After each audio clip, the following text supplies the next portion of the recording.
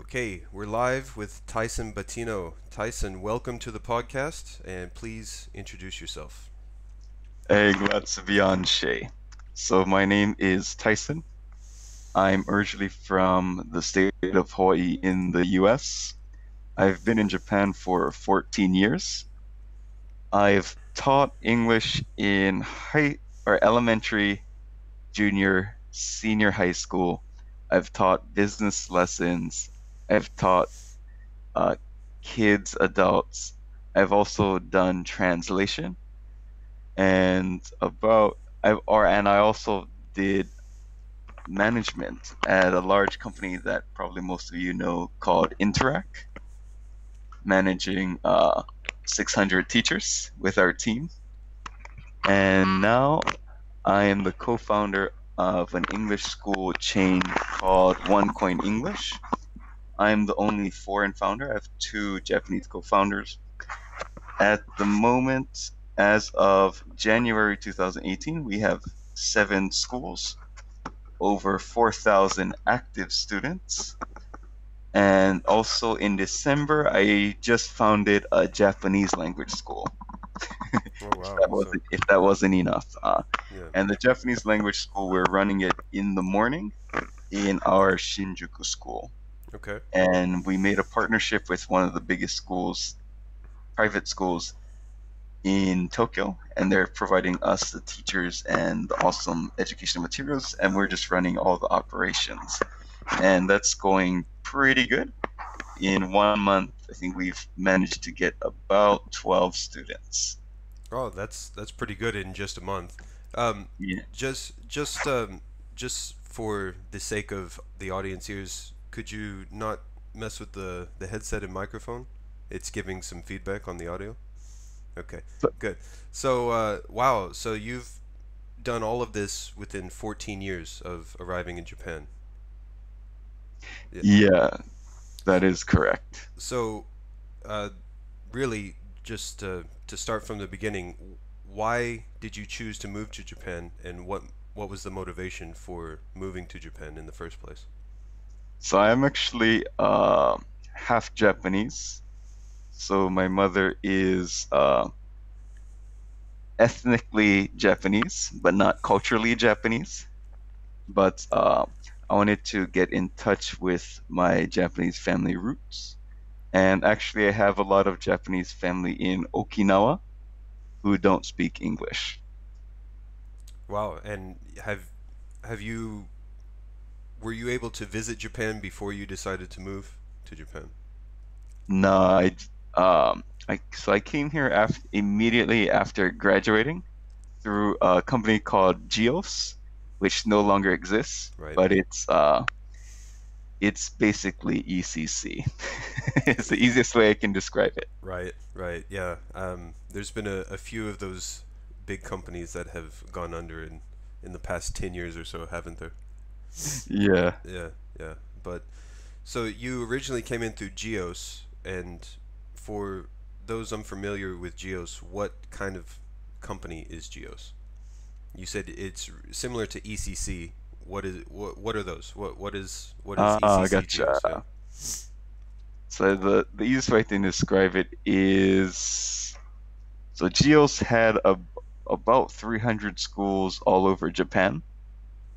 Among all the English schools chains, they had the strongest study abroad program.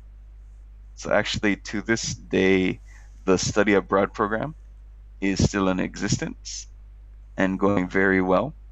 But the domestic schools, they closed down pretty much all the schools, and the company that bought Nova when they closed down also bought Geos and took over some of the schools and just now manage it primarily as a kids school. Okay. Okay. So they've pretty much just transitioned into either teaching only kids under new management or doing the study abroad uh, or foreign language outside of Japan, correct? Yeah, and Yeah. it's the ECC and Geos is like a Puma Adidas kind of thing, Okay. where the two people they created Adidas, but one split up afterwards and went on to create Puma. and they're kind of similar companies. Yeah. That's a And so, sorry, what? oh no, I was just gonna say sounds similar to Eon as well. They branched off from another company, or a company branched off from them. But Maybe it was Eon, not ECC. It was yeah, Eon or ECC. yeah, it's anyway, it's one of the large English school chains, and Geos is no longer around. So you originally came in through Geos. Where was your original placement? I had to think about that, but It's been it that was long, right? Yeah, in, yeah, yeah. it was in a town of about 50,000 on called Maizuru in Kyoto. Wow. Okay. And it was based on the Japan Sea. It's right on the Japan Sea, and it's about a 10-minute train ride into Fukui Okay. Prefecture. Okay. So it actually sounds like quite a nice place to live. You know, the nice view of the sea and everything. Yeah, the people there were really awesome. They took really good care of me, the Japanese and foreigners up there. Also, it was amazing during summertime, but the winters were a bit too harsh for me. Were they? Oh, well, you know, you're from Hawaii, so you're probably not used to at the time weren't used to Japanese winters, right? Yeah, I think after one winter, snow lost its appeal for me. That From being novel to not again. yeah, that's exactly how I felt the first time the first big snow hit here. I think it was since I had moved here, the first large snow was maybe almost 5 years ago. They started calling it the snowpocalypse at the time, and it I don't know about Tokyo. I know it hit Tokyo pretty hard, but I know it shut down Utsunomiya for at least 3 or 4 days. Like, I think I remember that. yeah, it was pretty bad. I'd never seen that much snow in my entire life. So, and Yeah, I I think like I said, like you said, I quickly got over the novelty of it after that one winter. So I remember you telling me about that. Who came up with the name Snowpocalypse? I had heard it just one of the random news websites started calling it the snowpocalypse, or so I thought, you know it seems very apocalyptic, at least where I was. So I wonder if it was the rising wasabi. it could have been, I wouldn't put it past. I don't know if they existed then, but Rising Wasabi is like the onion version of Japan news, right?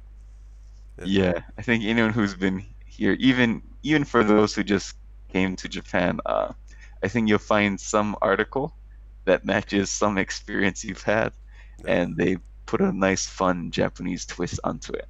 yeah, yeah. It's quite humorous. Isn't there a Japanese version of it as well? Ah, yeah, I think they did or they do Japanese translations of their articles. That's pretty good. So reach the local audience as well.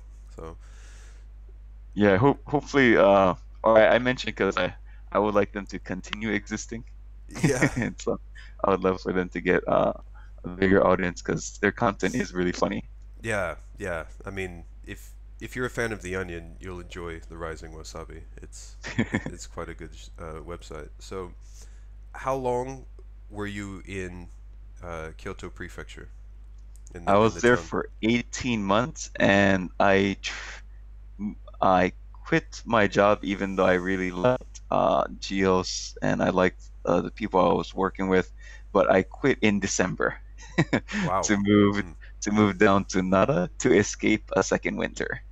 Okay, so the winters in Nara are that much different than where you were, Oh yeah, so because like they're really close. I mean, Nara is relatively close to Kyoto, right? yeah, I'd say Yeah. from an east-west point of view, but I lived all the way north Okay. in Kyoto, so it's not the weather between the Kyoto that everyone knows and Maizuru is completely different. Okay. So it snows every year, uh, and it's the winds are really piercing, and I think the snow is several centimeters.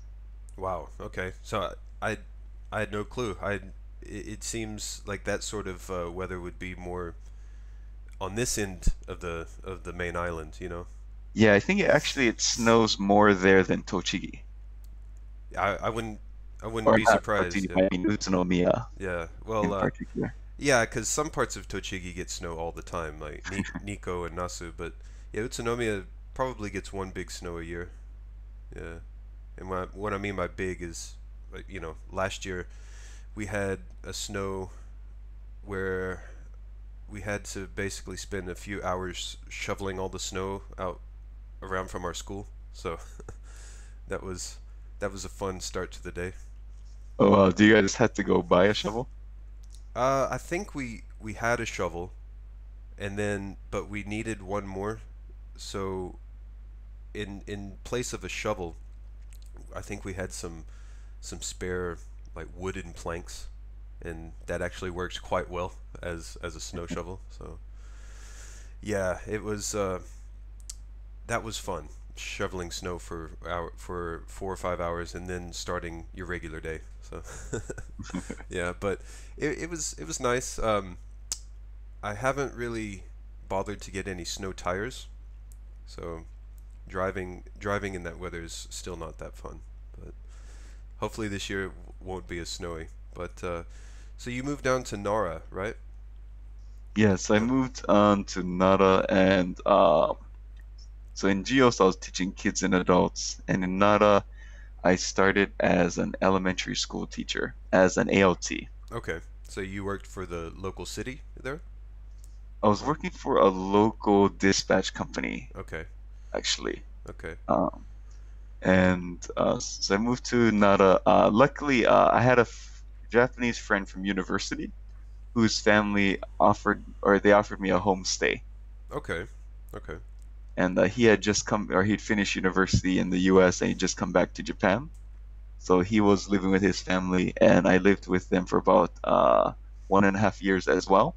Really? And Okay. That's pretty cool. How was that experience then? that really, really helped my Japanese. Like I'll say my Japanese improved a lot while doing a homestay. And also it was very nice having Japanese cooked for breakfast and dinner. Yeah, yeah, you didn't really So have to worry about your meals too much. no, No. it's breakfast. They took care of it. Had a nice Japanese breakfast. Different breakfast every day. Oh, sorry about that. Let me adjust my mic. Mm. And also dinner. So I'd go to work. I would have school lunch and come home. I would have a nice dinner. So you basically didn't have to pay for any of your meals, almost, I right? It was included in the rent, but Okay. I think I only paid around like 40,000 yen That's not for food and rent. Yeah. that's not too bad, man. That's I mean, especially for, you know, still being fairly fresh into Japan, you know. So, No, they took really good care of me. well, that's great. That's great. So, how like a lot of people do a homestay coming from a different country, but you had already been in Japan and then got to do a homestay. How is that? Is the way to do that different than um, if you were still living in the U.S., for example, or how did that actually work for you? Oh, gotcha. I would say having a homestay is really cramps your dating life Yeah, yeah. because they wouldn't like you to bring friends over, even male or female friends over as well.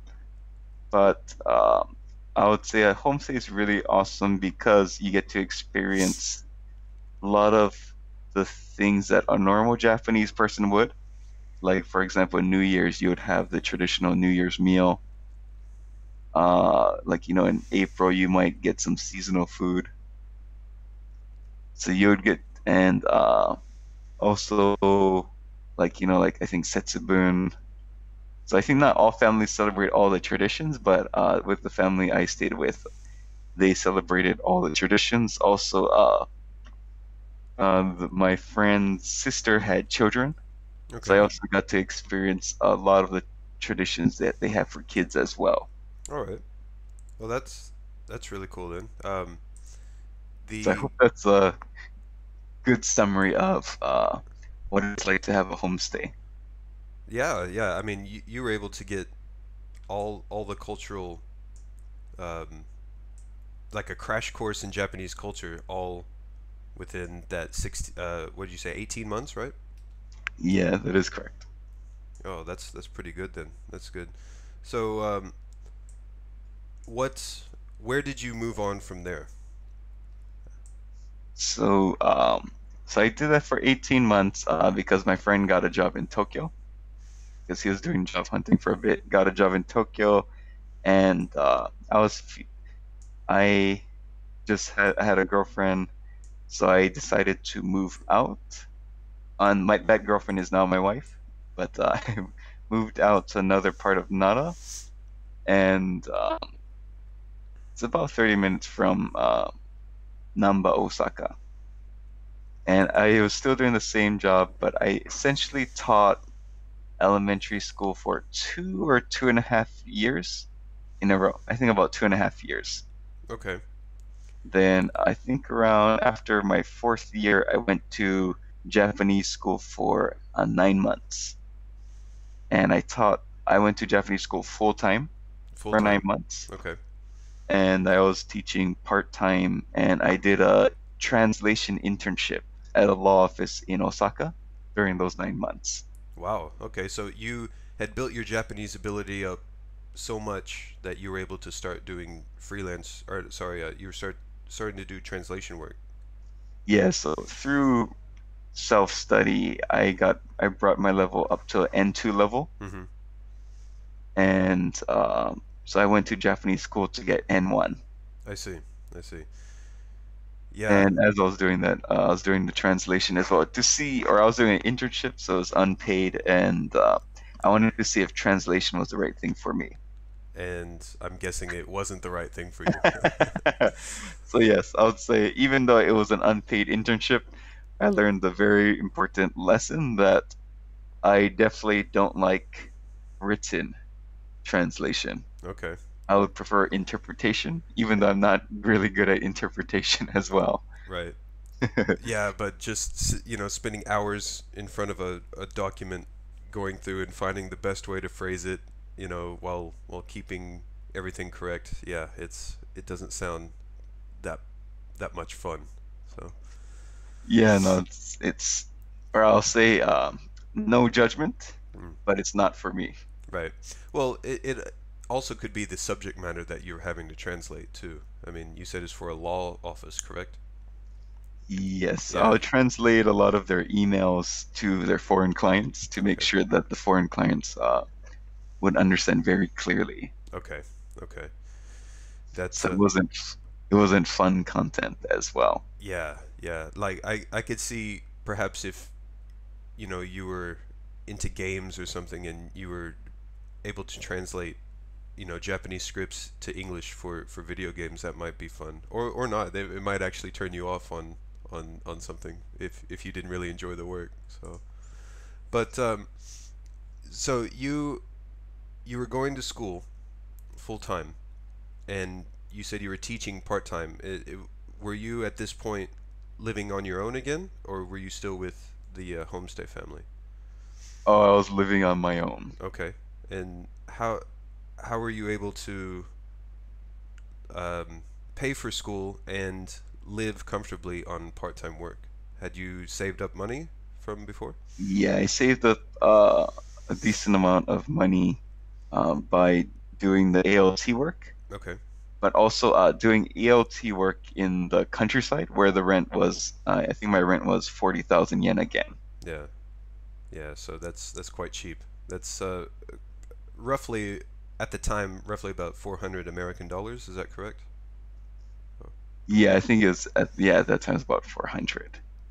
And also my food costs were low. I didn't really go out too much. I think I was able to keep my expenses around maybe 80 to 90,000 a month. that's pretty good.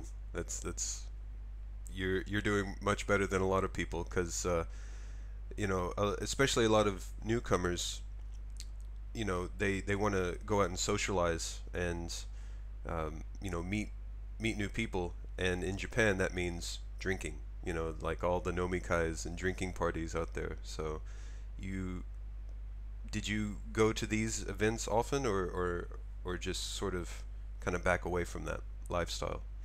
I think one thing that's much different. Now I live in Tokyo, but in when I was in Nara and Osaka, we actually had a lot more house gatherings. Okay. So like in Tokyo, you pretty much always go out, but when I was in Nara and Osaka, it's pretty much 75% of the time we did things indoors. Okay. So someone would come to my apartment, or I would go to a friend's apartment and would have a house party. Right. Okay. So that not only is cheaper, but it sounds, you know, better for making closer friends, instead of just meeting randos at a bar or a izakaya or something. Yeah, I Yeah. think Tokyo and Osaka are completely different. Yeah. Yeah.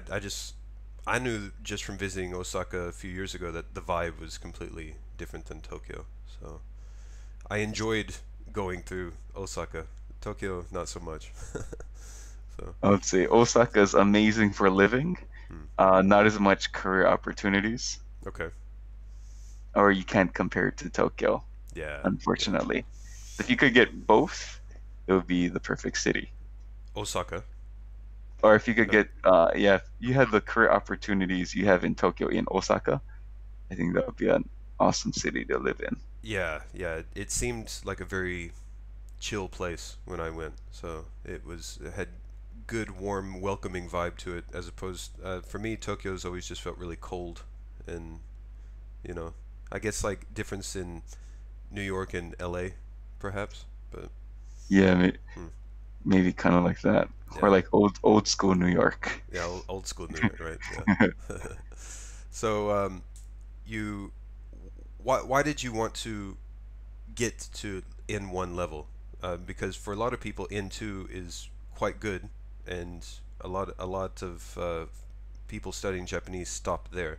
Why did you decide to go ahead and pursue N1, which is the top grade for the language test?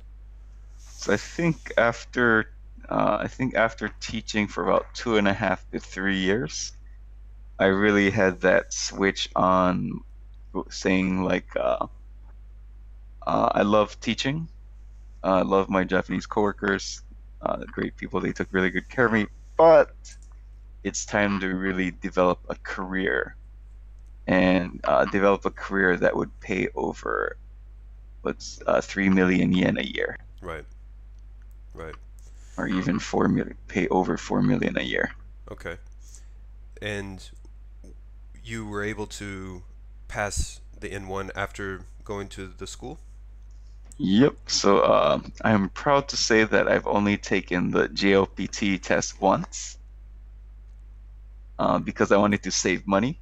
Right. Yeah. It So I is. never. Yeah, it is like 4 or 5 thousand yen, and so maybe about like 35 to 40 bucks now.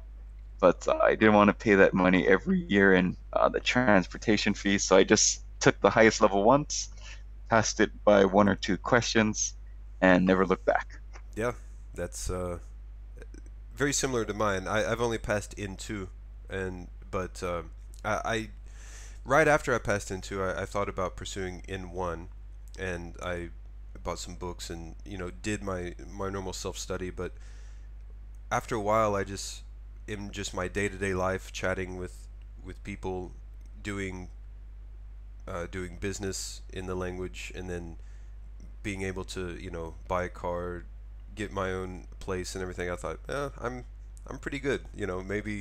Maybe sometime down the road I'll try it, but for me it wasn't Oh, it gotcha. wasn't necessary at the time. So Oh, gotcha. So I yeah.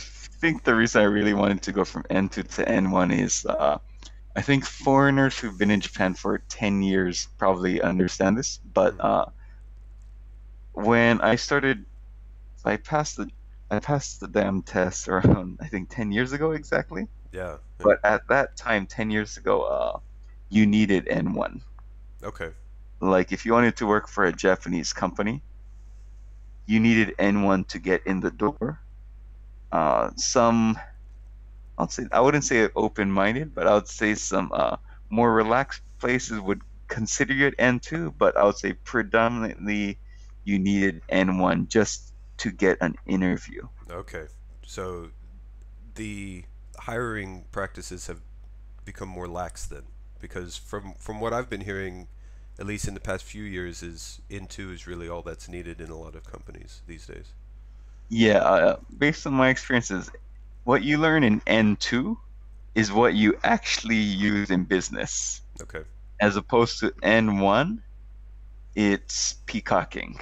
Right. It's just, hey, Like, look how great look how much time I've put into studying and showing off your advanced grammar, you know. So, so I think those who passed N1 may take offense at the way I've described the yeah, difference between N1 and N2, but I think you summed it up perfectly yeah. because there's things you learn for the N1 grammar that is essentially peacocking. The vocabulary section, listening section, and reading section of the N1 is very practical for your Japanese studies, but the grammar section is impractical, meaning Mm, that like I passively understand 50% of it still, but I cannot actively use it because you don't need to actively use it. yeah. From what I understood was a lot of the grammar was used in more technical and legal document. Like you would never speak the grammar. It's only used in the written Japanese. That is correct. Yeah, yeah. So unless you're working in a very highly technical field, you probably won't be using some of it. I'd wager, right? That is 100% correct. Okay. And I think it's a combination of kind of like technical Japanese, but also, I don't know the word to describe, but like, like novels. Okay. Okay. Yeah, and just as a personal thing, I think the best way to understand novels is just to read novels, you know, because if you're to the point where you're reading a novel anyway, if you come across something you don't know, it's easily identified. You know, you can easily look it up and learn it as you go along. You know, um, Yeah, yeah. that is totally true. But from the study books I had, I thought, like you said, the vocabulary and the kanji were actually quite useful. The N1 level kanji and vocabulary were quite useful for everyday Japanese. Yeah, I Yeah. think so. I think if you're considering taking the N1, it's that's I think you should take that in mind before you devote a lot of time and money. Hmm. Um, and on these tests, is there a lot of repeated grammar, like kind of not review, but for example, grammar that appears on N2 will appear on N1 as well? That yeah, there Hmm. is I think maybe like 5 to 10%. Okay. So Okay. it's not a I guess it is a significant amount because you need 70% to pass.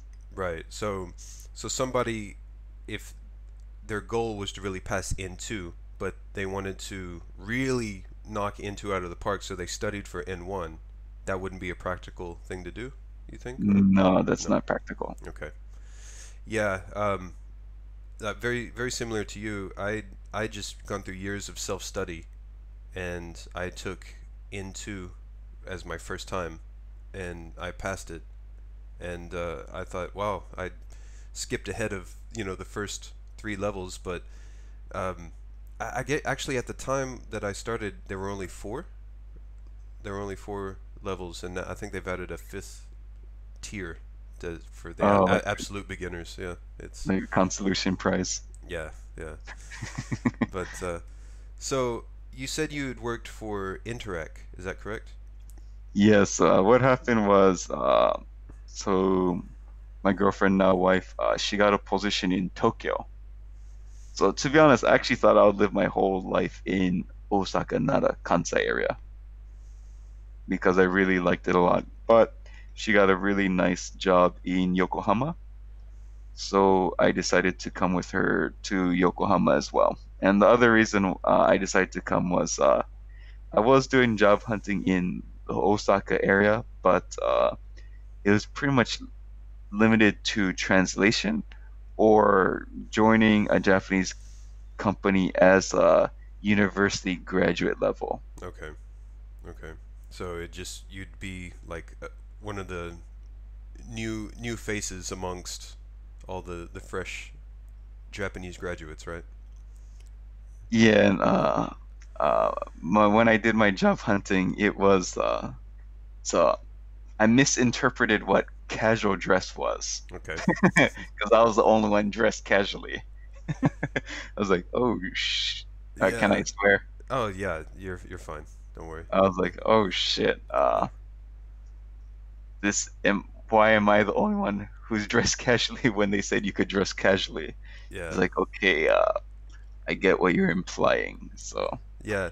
this So might not be for me. so describe that then, because um, if they mention for, especially for Westerners, if they see that they say casual, oh okay, maybe business casual, so they don't wear the suit and tie or anything for the interview. Yeah, That's that. I took it literally. Yeah, yeah. So would you just come in like a hoodie and jeans or something with some tennis I shoes? know there were some genes involved. Yeah, yeah. That's one thing I learned very early on in Japan. Even if it's casual, no jeans, no shorts.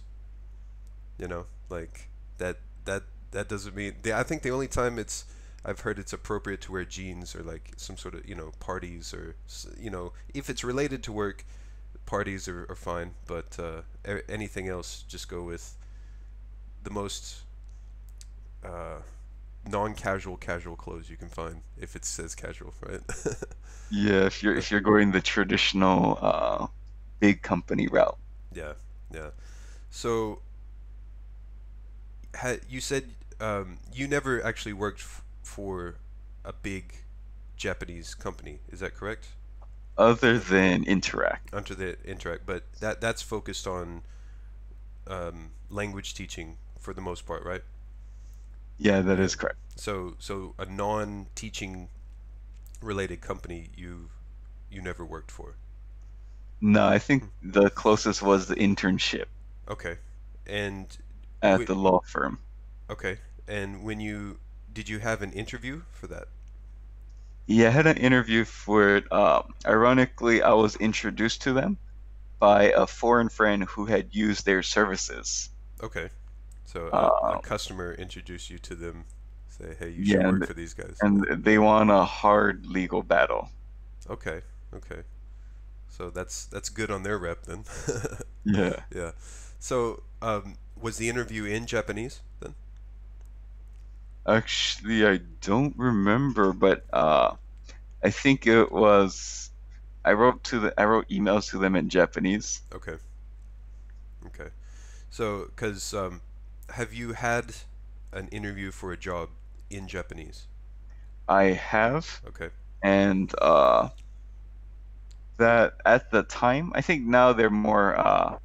I think they've interviewed so many foreigners nowadays that you can tell the difference in level. Right. But at the time, they're essentially comparing me to Korean, Okay. a little bit of Chinese, but mainly Korean and Japanese applicants. Right. So Right. at the time, I don't think I made it to like the second round, but actually, my spoken Japanese wasn't good enough. Okay. So you could pre- pretty much understand what they were saying, but you weren't exactly sure how to word the response correctly. Is that Yeah, correct? it Yeah. wasn't as smooth, or I would have to take time to think about it. Mm-hmm. But actually, it just came up for me. But I think the biggest reason why I didn't get a lot of positions was I couldn't write kanji. Really? It was the actual written, because you couldn't, like Yeah, scroll because scroll notes in kanji, right? So all the forums were in kanji. okay, okay. So I So would say I think yeah, I would have to narrow it down to three factors. Yeah, I would say the kanji was a big one because you'd have to write the form in kanji. I could read the whole form, but then I would write everything in hiragana and like they would ask, "Oh, can you write kanji?" I'm like, "Oh no, I can't, but I can type it." yeah, yeah. Or if I do write kanji, I have to look at it, to in order to that's kind of how I started filling out forms was like every form I had to go to write my address. So in the beginning, I thought, well, okay, I don't know how to write it from memory. So I'd look at my registration card and just caught, and I would do the proper stroke order because I knew the proper stroke order for the kanjis, but I didn't know how to recall it without looking at it. So, Oh, gotcha. so I mean, take you like a minute to do something, might take Japanese person 5 seconds. right, and but now I've filled out so many forms, I can do the address quite well. It's Sweet. yeah, it's when it comes to other things that aren't related to my home address. I'm like, okay, where do I find this kanji? So I have to look it up on the phone if I'm not exactly sure how to write it, but um, I know my handwriting has gotten much better with having to fill out forms. So that's one positive aspect of Japanese bureaucracy that has actually helped me. So So I'd say it was the writing. The writing, I think the writing was about 50%. I'd say speaking was probably around 20%. But I think connected with the writing is I couldn't pass a lot of the entrance tests for the companies I see. So because I couldn't write out the thing I wanted to say in the time allotted okay, for okay. Japanese applicants. So I even though I was at an N1 level, I would consider myself a low N1 level. mhm. And at that time, like 10 years ago, unless you were lucky, you really needed to be like, you needed to be a badass. Yeah, so basically just being able to blow the Japanese applicants out of the water with your level almost. Yeah, because Yeah. I've had a lot of friends get hired into Japanese companies at the N2 level. I Okay. think maybe like, 4 or 5 years ago. And like when I heard they got hired by a Japanese company, because I knew their Japanese level was like, really? Yeah. Like, what's going on here? So it was so I think luckily Japanese companies reduced their standard and expectations for foreigners. I don't know if that's a Oh. good thing or bad thing, but All right, um, I think you didn't really have a choice. yeah. At You this didn't- point, yeah, they're becoming a bit more desperate, I think. But um, And I think there's a lot more. I think 4 or 5 years ago, there are a lot more new companies like right. they had just started. They're getting some traction, and hey, we need to bring in a foreigner now.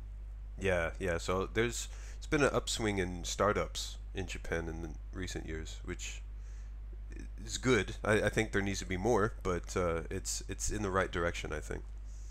I think Tokyo has a very vibrant, and booming startup scene.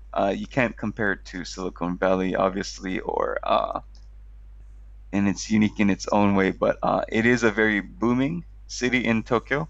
There's a lot of people who have ideas, a lot of people who want to get things done. I think there's kind of a dearth in talent. I mean, considering that I've successfully created a business, so I think the passion is there, the potential is there, but I think the two things holding it back is people who've successfully created a company, who've sold out and have a lot of money, Right. who can create the in. Or I'm not sure if is this interesting for your audience, you think? Yeah, yeah. I mean, this is very helpful information, actually. Oh, okay. Yeah. So it's so I think that's one. There's you don't really have so that's why Silicon Valley is booming so much. You've had all these people who are they have several $100 million, some billionaires, and they pour that money back into the ecosystem Right. as venture capitalists or investors, seed investors, or like I'll say early stage, or I guess you'd say middle stage. Hmm. I'm trying to avoid being too technical, but Yeah. Well, that's what I was just thinking. You said there's seems to be a lack of people who created companies and then got a lot of money, right? And the first thing that popped in my mind was investors, so or venture capitalists, people who, the money behind new companies, pretty much. Yeah. and unfortunately, I guess I'll talk about it because I think I have more knowledge about it than most people. But like I think companies like DNA, like Rakuten and stuff, like they are putting some investment into the startup ecosystem. But I would say they're more on kind of like in the buyout phase. Like Okay. rather than as like a venture, I would say they are more on the acquisition side. But some of them, like like the guys who founded DNA and stuff, they do invest money in new companies, but it's definitely not at the money levels and the frequent. Or I'll say, actually, in some cases they do put a lot of money, but they don't invest at the frequency that I think would definitely benefit the ecosystem. Right. And the other thing I'm seeing is that it's actually I'm not sure if you are out. There's something called like incubators and accelerators. Mm-hmm. Mm-hmm. Like an incubator helps incubate your idea, kind of work things out. An accelerator is kind of like you got your idea, but you want to accelerate your company's growth. Okay. So like two different directions that you'd like to take for for your company or your Yeah, idea, pretty much. depending on the stage of your company. But the ecosystem in the US for accelerators and incubators is there's tons of them out there, and they'll help new companies develop and start. But in Japan, there are a few incubators and accelerators. The problem, I don't know this. I can't judge all of them because I know I've heard some of them are pretty decent, like meaning several, like two or three are pretty good and decent. I don't know anyone who's been to those, but some of the ones that I do know of, they're not run by successful entrepreneurs, or meaning like maybe they failed once or twice, Right. but none of would say no one who you would consider like badass per se. Yeah. No mega stars in that field, Yeah, right? that Yeah. makes sense. So it's people who more or less they might have had like a really small exit or maybe they failed and they want to be coaches I see. Yeah. because they weren't an all-star player. Yeah. So they go So they to want to be the next best thing is consulting, right?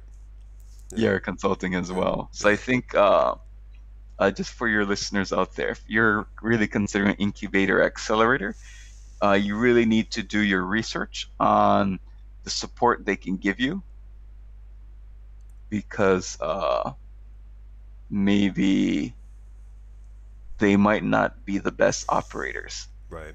which is essentially what you really need is, I guess, someone who can help you get money, but also someone who can give you advice on how to really run a company Yeah. and Yeah. a successful company. What do you think is keeping the biggest thing keeping Tokyo back from growing as it could in terms of influence with IT and startups and whatnot? I think the money's a big one. Money. So money's a big one. Just having investors or especially early stage investors, like because recently, or they call it angel investing, which is Right. really usually for the really early stage, like friends and family are. And I've met people who are angel investors, but I wouldn't really. I think I kind of miss, or they want too much traction. They want too much of a sure thing Right. Right. before investing their money. Yeah. So my image, at least for a lot of Japanese businesses, are they're not as they're not as risk taking as maybe Western or American, specifically American Yeah. companies or business would be. So I would call a lot of the angel investors I've met posers because they're not really, I wouldn't consider them angel. I Yeah. think they're just trying to apply the same standards as they're looking for more of a sure deal Right. Right. So as opposed to what my idea of what an angel would really be is you'll make like 10 bets and probably eight of them, seven of them would fail. right. Right. But that one that makes it, pretty much takes care of you. So there's a lot of people calling themselves angel investors, but I'll just call them Poochie investors.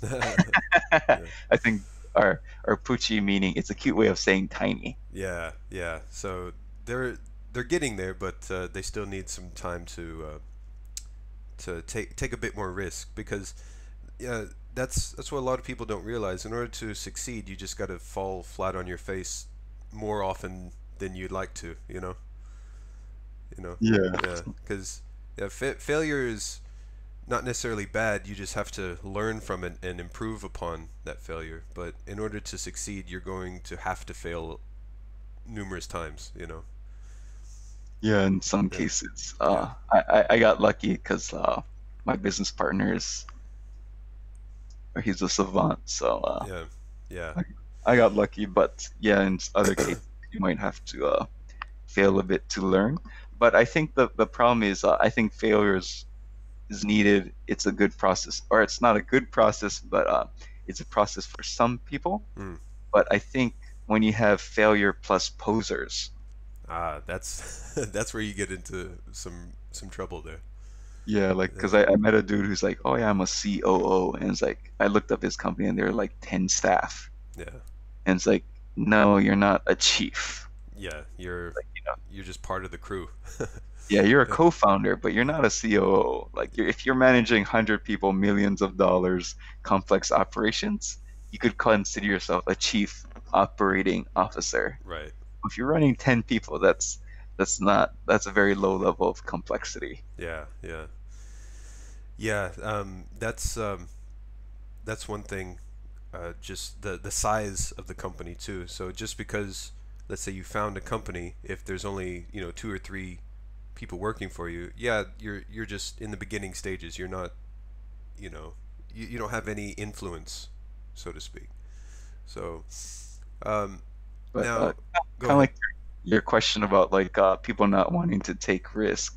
I think that's one element. And like although I kind of just or I diss people who were calling themselves angel investors, but to kind of bring the other point of view for their side is there's a lot of people down in Tokyo, young people, older people. It's I think they misinterpret entrepreneurship as the escape to freedom, Right. meaning rather than the ideal situation for them is just find a new boss. But they mistakenly think that entrepreneurship will free them from not having a bad boss. Yeah, yeah, It's some kind of magical land, but then you realize that actually the customer is your new boss. yeah. So say goodbye to the more centralized boss and say hello to numerous bosses with each different personalities and wants and needs. So you're just like Yeah, expanding your stress levels with that. and Yeah. nowadays, because it's so competitive to get talent, your employees are kind of your boss if you're starting a company. Yeah, yeah. I mean, even that you have to kind of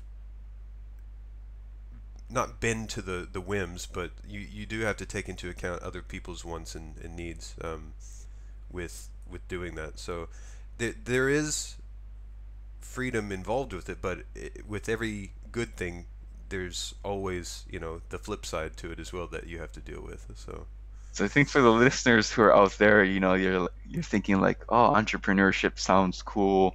It's this glamorous place I'm considering. I think the first question before considering entrepreneurship is one, is it really your boss you're trying to escape? And if that is the case, maybe a different company, a different job might be the solution to your problem. right, right, Uh, yeah, because there's all sorts of factors with starting your own company that a lot of people don't think about. Because if they're working a job and they have a position and they do it quite well, that's great. But that doesn't mean you're suited to start your own company focused on that job because there's all sorts of other hats that you have to wear in the beginning that you may not be good at, and you'll have to find other people that can help you with that, and that in itself is also another process. that you might not be good at is vetting out people who can successfully help you in that field, you know? Yeah, let's say normal employment uh, vastly underprepares you for the challenges and complexity of running your own company. I think you phrased it a good way in that there's all these things, new things you'll have to do, and Yeah. if you're only doing what you're good at as an entrepreneur, then maybe you might not even be an entrepreneur. You might just be a solopreneur. Yeah, yeah. And that actually might be appealing to more people, you know, like they just want to do their own thing, be their own boss, well, have the clients be the boss, but not really have to deal with other people such as employees or anything. I mean, yeah, the workload would probably be higher, but for their peace of mind, they're probably happier in that sort of role as a, as you said, solopreneur instead of an entrepreneur, you know. Yeah, I think, and I'm glad you brought it up, but I think that would be also probably a second thing to consider before considering making a company. Right. Because a lot of the people I talk to who want to create a company, I feel like they're not mentally prepared for it. Meaning, although I didn't do much research into entrepreneurship, I had about 2 years of savings. I prepared in advance to make get the savings to do it, and I quit my job with no idea what I was gonna doing, but I knew I was gonna make it happen. Yeah. But I was prepared to not make any money at all. Yeah, you were willing to risk that those savings just to try and do what you had set out to do. Yeah, and Yeah. my goal was I really wanted to create provide an interesting service, but also create an amazing company culture. Right.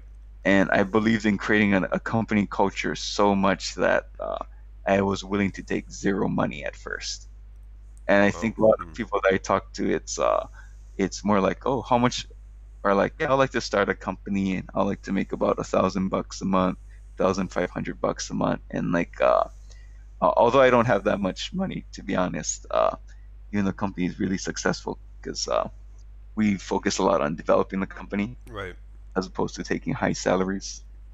Yeah, that's one thing I noticed when um, I, you know, you invited me to some of the company events a few years ago that you, even when you had a small number of schools at the very beginning, you were creating a culture there, and that was your base, is creating the company culture, and then from there it has grown, and now you're starting to see more returns, but you wanted to make it right at the beginning instead of trying to get as much money as possible in the beginning and not creating the structure, the base, the culture of the company first.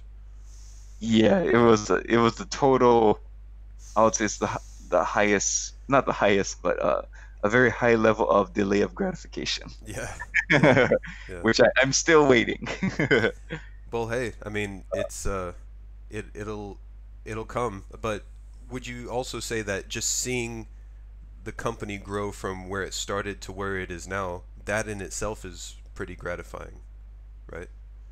Yeah, it is. I would say it's very impressive because I think we have about 80 teachers right now, Yeah, 80 or 90. I think all of them work a minimum of 3 days a week, but I think maybe 10 to 15 are full time. But we have about 120 staff total. I think like about 30, maybe 30 to 40 full timers, 7 schools in different locations. We got Shinjuku, Ikebukuro, Shibuya, Yokohama. We got 3 other not as famous locations, but pretty good locations as well. yeah. I mean, you hit the most popular spots in Tokyo, though, you know, for schools. So, because I think when we first met, you had, I know, the Shinjuku school, and you were just opening the Shibuya school, I believe. Yeah. Oh, gotcha. Yeah, I Or, think that yeah. was like Yeah. 2015. Yeah. Yeah, that sounds about right. Yeah, I was just opening those 2 schools. So we've gained a lot of traction. And so right now we have a lot of full-time staff. We really have to think about HR functions now. Yeah, yeah. Like when you start your company, it's not like, oh, okay, how do I do visa sponsorship? How do I how do I enroll my staff for national pension, Or Shakai social, Hoken. yeah, Like, social insurance, yeah, yeah, or how do we do their taxes? And it's kind of like when you're starting your company, it's just like, okay, I just want to eat. yeah. Exactly. Yeah. But we're Make kind enough of to pay the bills. You know. so we're kind of at the level where we got all the basics down. It's just more like how do we expand faster? Right, right. The growth, growth of the company. So, but how much um, influence would you say the you've had a few TV spots and commercials, right? Yeah, so we've been featured on national TV. I think one program had like an audience of 8 million. Wow. And Yeah. it was, the host was, for those in Japan who watch TV, you'll definitely know her, but Matsuko Deluxe Yeah. Yeah. featured us on three of her shows. Or sorry, two of her shows, but we made three appearances. Wow. Okay. So I thought it was just the one time, but you've been on there 3 times then. Yeah, so Yeah. actually, John, our buddy John, Yeah. he was actually the teacher for one of them. Great. Wow. I didn't know that. I'd like to find this. Is it available on YouTube still? No, I don't No? think it's. I think you can ask him and he might be able to. Okay. I think he Okay. might have it recorded somewhere, Right, right. or I hope he does. Yeah. How 'Cause, much how much did that help the company in terms of growth? 'Cause one you were already on a trajectory course at that point, right? so one was we had to upgrade our web servers Yeah. just to handle that level of traffic after the TV program, so the site wouldn't crash. But it's luckily now we can put it on our flyers Okay. because it's someone that all Japanese people know. Yeah. Unless you're living under a bush, then all Japanese people know Matsuko Deluxe. So Yeah. it's on our new flyers that's coming out, I think, in a couple weeks. Okay. That'd be nice to see. So that would be kind of one of our sales point. Also, it's we actually originated the concept of the low cost English school, Hmm. not that's in person. I think they always had the Skype lessons that would connect you to people in Malaysia and the Philippines, Right. but we're the first low cost physical school. Right. Right. And And that we've had about maybe 8 companies copy our business model. wow. So that's what is that? Imitation's the best form of flattery, right? So So yeah. we created it. Now we have people copy our pricing model. So now it's more like how can it's not just defend it, but how can we outpace them? Right. Right. Yeah. Yeah. So Because I think two of them received over $1 million in investment. wow. Okay. But we proved the concept. That's why they got the money. Yeah, exactly. So, I mean, you have that going for it, right? So, um, now, how did you? We, I feel we didn't really skip anything, but your journey here. How did you go about getting into the management aspect? Now, you said you worked for Interact, right? And then you started off as a teacher for that, and then went to a management position, or how did that transition happen? Yeah, I was a teacher for 3 months, and I got promoted to management. Okay, that's quite a quick promotion. I guess the tip I would have to give out there is I was never late. Every request they asked of me, I did it, and I did it very well with no complaints. And That's the right attitude to have as a new employee, I think. I maybe that's what set me apart. I don't want to go out. So that did separate me from a lot of people. Yeah, yeah, The fact that whatever they asked me, I did it well, and I didn't bitch and moan. yeah, yeah. Okay, so they gave you the promotion to what was the initial promotion to be over other teachers, like a teacher manager, or what Yeah, I exactly? was trainer. Trainer. Okay. So you went from teacher to trainer, and then from there, how did you end up? You said you managed how many teachers? Hundreds, right? Our team of five, we managed 600. 600. Okay. So I guess so. The management levels of my current company, it's have already done it. Right, right. So you've had experience managing, uh, you know, several times the amount of employees that you have now. How long did you do that, and what was the best aspect of managing a large group of people, and the worst aspect of it? So I think there's so I did it for about 3 years, I think, or about like uh, three and given so like 2 or 3 months. I'll say the best aspect was although we don't keep in touch anymore, the team I worked with, the management team, they were very awesome to work with, and I think because uh, let's see, we had 600 people, we got to really choose some of the best Okay. to work in management. And so everybody had different skills. So I learned a lot about kind of like doing sales, like how to talk. I learned about how to present. It really challenged me to improve my email skills because working as an HR manager for Interact, it actually is you're kind of a salesman Hmm. because you really need to, and also kind of like a coach, or meaning like working as a teacher in Interact is not the dream job for most people who work there. Right. And because of that, you really have to step up your game to be a good manager in Interact because people won't take you seriously, or let's say it'll get hard to do things at a good level Right. if you're not persuasive, or you don't know how to coach people to use that experience to achieve their goals. Right. Right. Meaning like someone wants to get out of the English industry and be like, okay, here are some things you can do in your school that will apply for a management position. Get these things done, and I'll take care of you. So I mean, like really taking care of your staff in Interact is pretty tough. And I think having that kind of there's a lot of pessimism among the teachers. I think being in that tough environment really was beneficial to me as a manager because I really had to talk to a lot to the teachers there to, really understand their challenges, their problems, and also provide them content they wanted. Right. Yeah. So you're not only having to, I wouldn't say be a people pleaser, but please them in a way that you can help them out, but also help the company out at the same time. You know? Yeah, to Yeah. be of service to both sides. And I think a lot Yeah. of managers in those companies fail because they're maybe it could be the company structure. I'm not sure. I can't talk about other ones. I can only talk about Interact at that time. Yeah.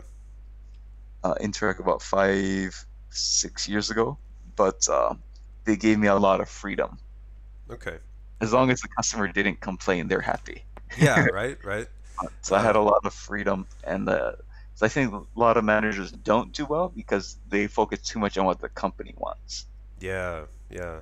And really, it's your customers that are the sole reason your company exists. You know?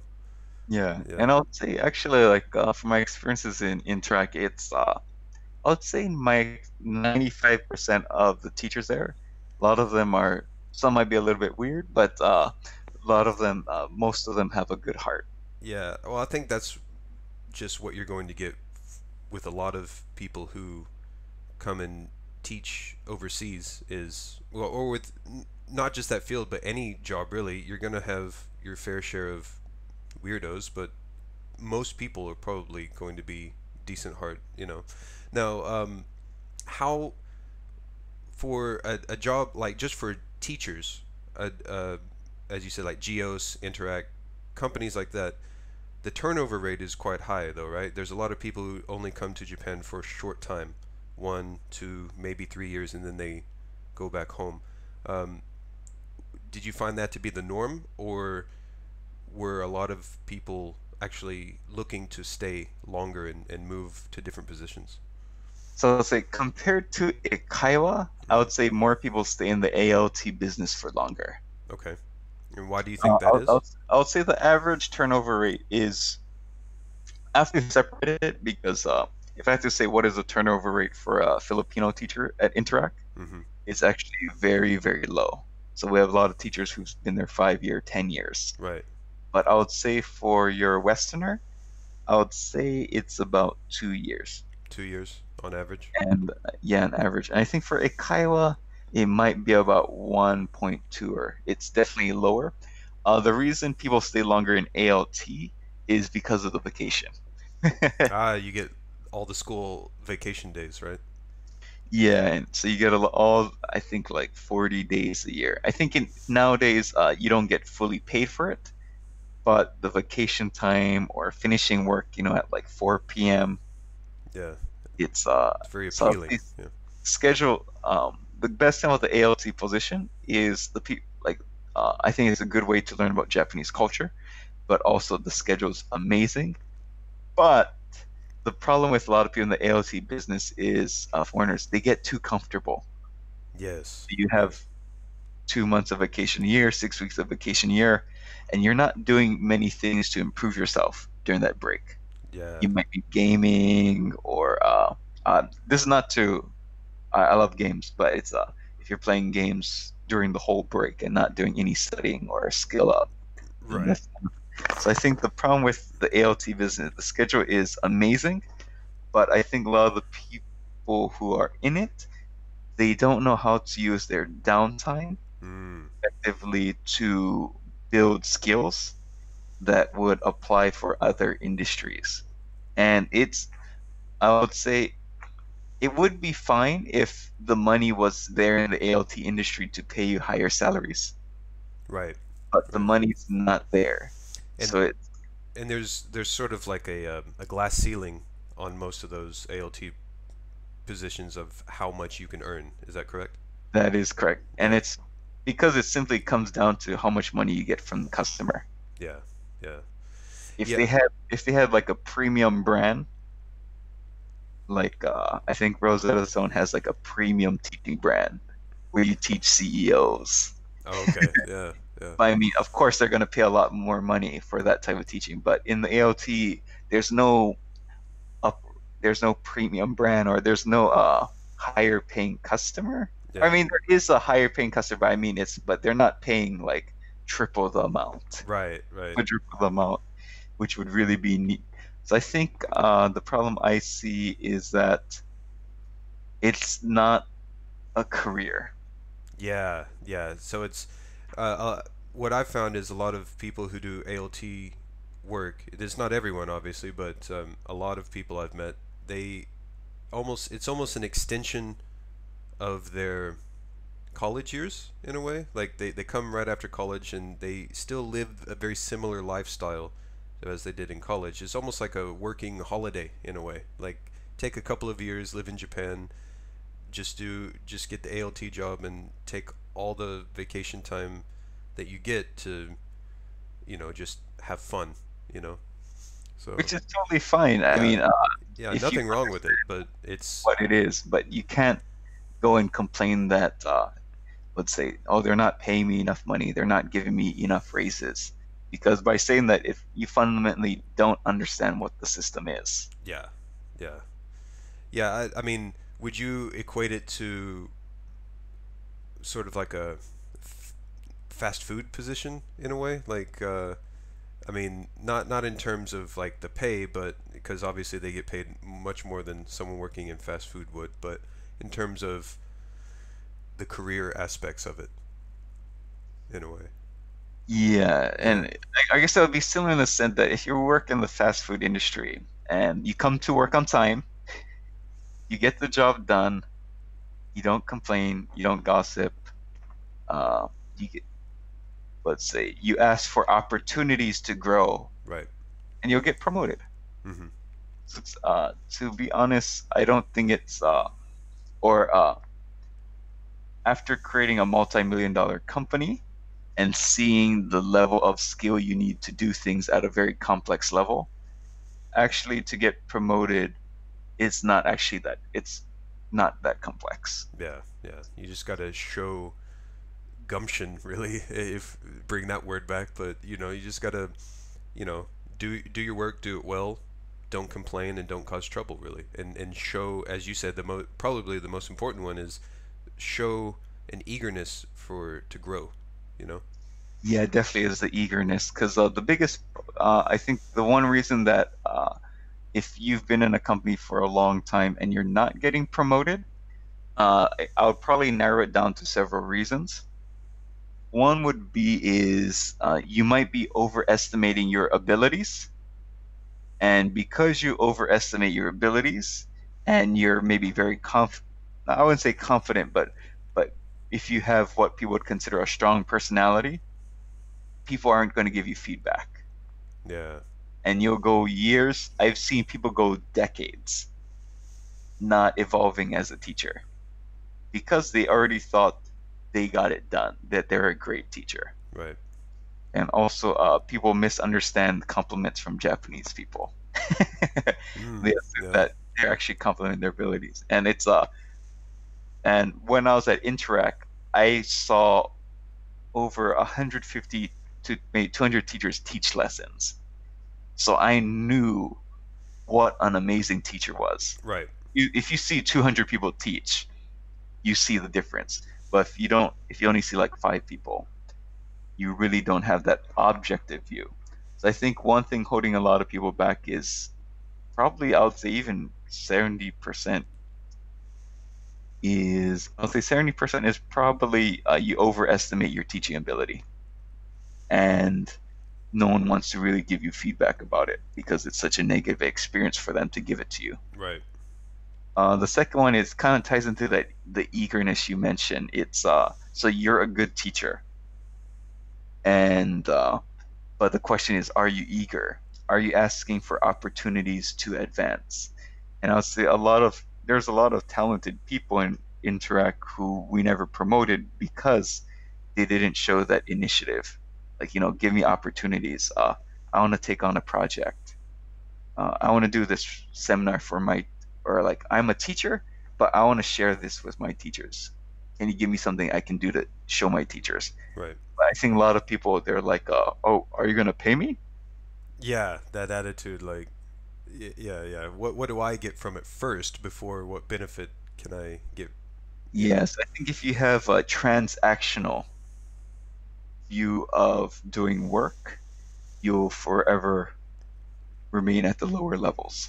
Yeah, yeah, and I mean it's very similar to people who live, for example, paycheck to paycheck.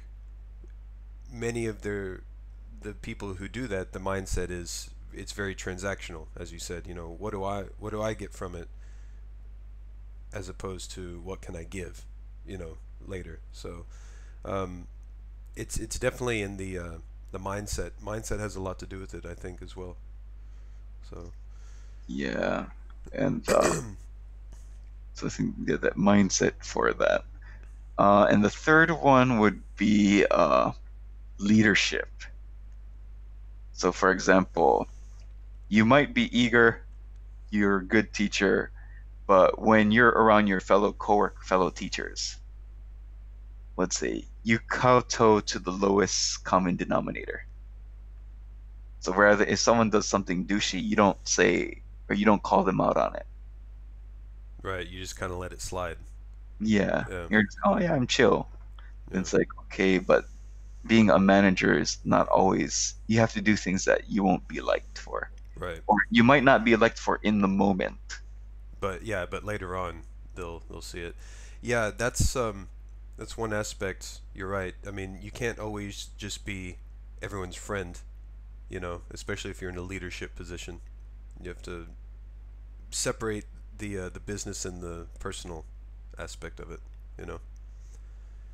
So I know it's tough, like having your buddies around, but if you want to get promoted in the English industry, just think about those 3 things. Be receptive to feedback. and ask for feedback and create a situation where giving feedback to you is a pleasant experience. Yeah, yeah.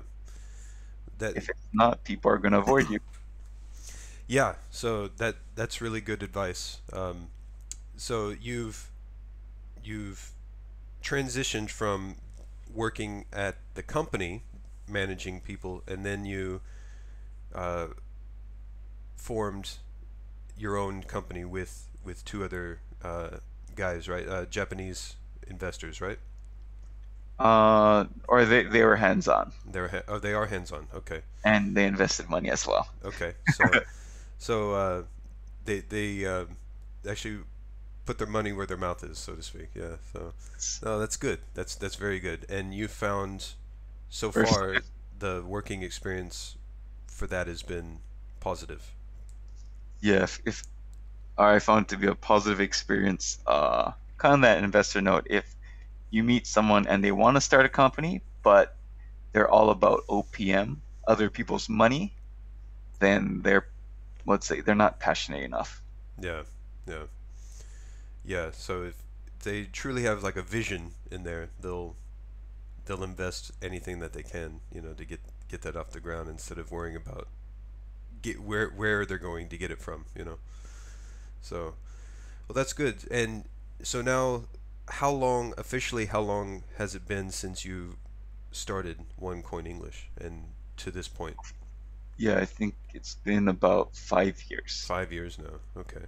As officially as a company, about 4.5, Okay. but 5 years as a whole. Wow. Congrats. I mean, that's amazing growth in a very competitive area of Japan. So, have you thought about down the road, I mean, expanding to other areas of Japan, for example, like opening up areas in Kansai and places like that? Yeah, that will be a possibility. Or I think, or like to show how competitive it is. I think when we started our Shinjuku school, I think there were about 12 other schools Yeah, within a 5-minute walk. within a 5 minute walk. Okay. Yes, it's Yeah, still the same. yeah, including the big names that a lot of people go to. Yeah, Yeah, I would say, and half of them are big names, half of them are more regional players. Like they might have like 5 schools, 6 schools, 7 schools. right, right. Um, but what I've found having a smaller school is sometimes people enjoy the more intimate setting aspect of it as opposed to just a big corporate school with hundreds of other students. Um, Yeah, I think we're more at the corporate end, but we try our best. But yeah, I think that's the cool thing about having a school with under 200 students, about 200. right, right. And one other thing I've noticed that's a bit unique about your school is you your English teachers are from all over the world, not just the standard cookie cutter um, countries like America, UK, Australia. I mean, you have teachers from everywhere, correct? Yeah, we even have a teacher from Saudi Arabia, From Saudi Arabia. So that's Indonesian. We have one from Venezuela, Ecuador,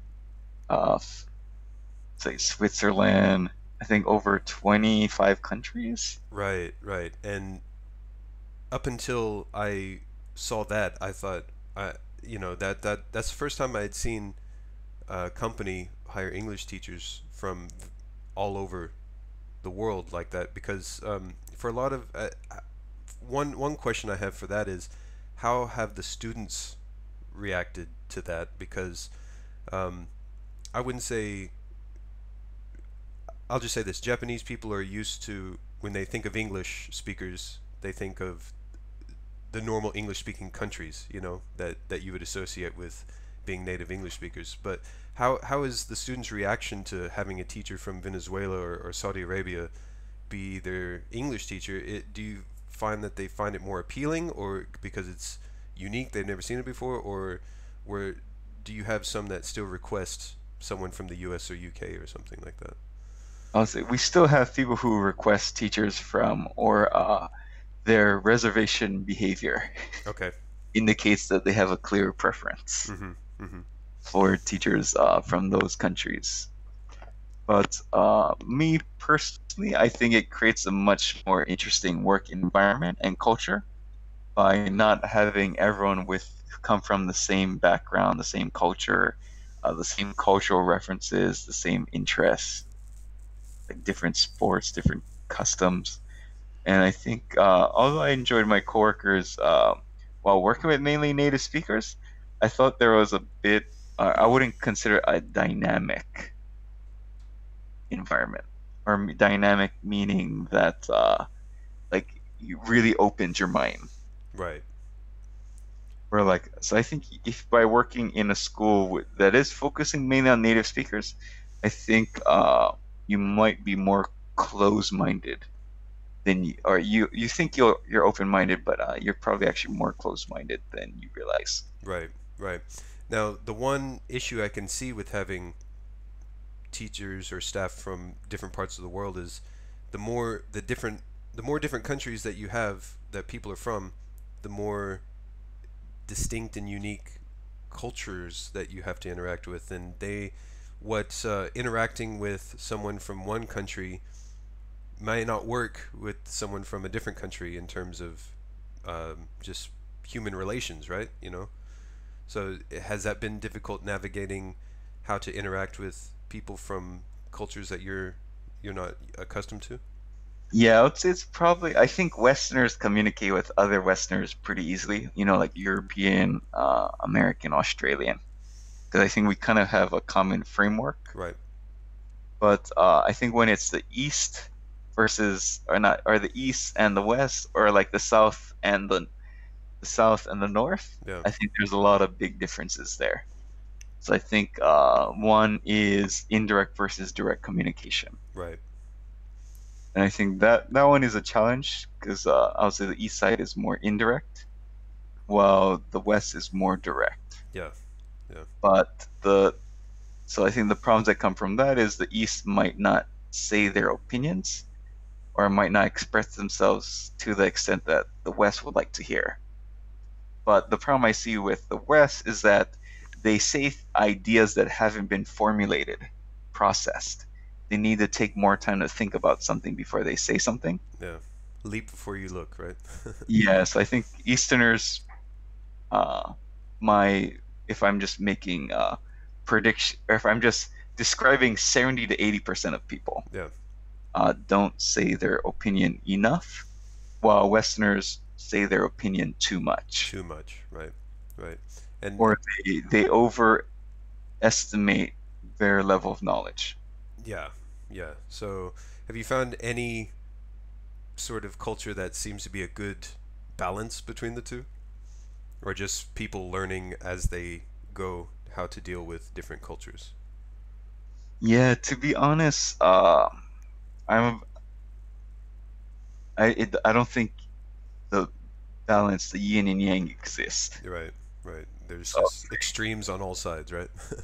and I would say, although the Chinese invented Taoism, the balance, I wouldn't consider Chinese practitioners of the Tao. Right, right. I think they follow more of a Confucian way of thinking anyway. Is that right? I don't know. I mean, Yeah, like kind of like respect your elders, and yeah, yeah, yeah. I'm probably somewhere I'm not. Just but what I'm just trying to simply say is, I think everything is it's just the middle way. So Right. you shouldn't always express your opinion Mm. because you might not actually know your opinion, even though you think you do. Or you don't have enough knowledge in the area, you haven't formulated, you haven't brainstormed enough. Uh, but other times you need to say something. So you need to find that middle ground. Right, right. Well, that's very interesting. That's definitely good advice for anyone who's looking not only to just come over here and teach, but also if they have any aspirations of not necessarily climbing the ladder, but going beyond just being an English teacher here. You know, just to how to grow and what what is actually needed to do in order to get get there. You know, to move beyond just being an ALT or Eikaiwa teacher, if that's their chosen course into Japan. So, Uh, um, one question I wanted to ask was, what at what point did you decide Japan is where I'm going to stay? Was it with when you met your wife, or was it the job aspects that came first? What motivated you to continue working and staying here, as opposed to being another person that stays here for a few years and then just goes back home? the ones was I liked how being in Japan separated me from the drama of friends and family back home. Okay. So in my early 20s, I would say I was overweight, not obese, but overweight. Had confidence issues, and I was just trying to get by. And so being in Japan separated me, or like when I couldn't even lose weight or manage my own weight, I'd have to take on a lot of the emotional burden from my family and friends Right. in Hawaii. And I think being in Japan kind of separated me from that. So I could really focus on discovering who I was as a person, or who I am as a person now, but who I am as a person, and just focus on really taking care of myself before trying to help other people. Because if I had stayed in the US, I'll be too focused on trying to help other people Right. when I can't even help myself. Yeah. And I find that to be a really big problem with the US, is that people try to help other people. People are very kind, do a lot of volunteer work, uh, provide support to a friend, but I feel a lot of people are actually not qualified To to provide that help service, right? to other people. Yeah. And even as just a friend, I think you really need to know who yourself as a person first. And so I think being in Japan, because I had the Gaijin card that allowed me to kind of be more free, express myself, Yeah. that I felt that I could just focus on myself really. Hmm. Hmm. And I think that has been fundamental in helping me develop as a person. And I've had other foreigner friends as well say, like, one of my black buddies said, like, being in Japan saved his life. Wow. Yeah. Yeah. I mean, I I think I discussed this on a previous podcast as well. That it wasn't until I moved to Japan that I was able to actually grow up in a way. Because not to say that I couldn't do it back home, but completely changing the setting set the stage for me focusing, as you said, you focus on yourself and personal growth that way. And um, at least for me, it was a good catalyst into moving in that direction and learning to do things on my own and just becoming an adult as opposed to just staying in the mindset of a young kid. So Yeah, and I think uh, in the US, it kind of traps you in that, right, especially right. with all this past history. Yeah, yeah.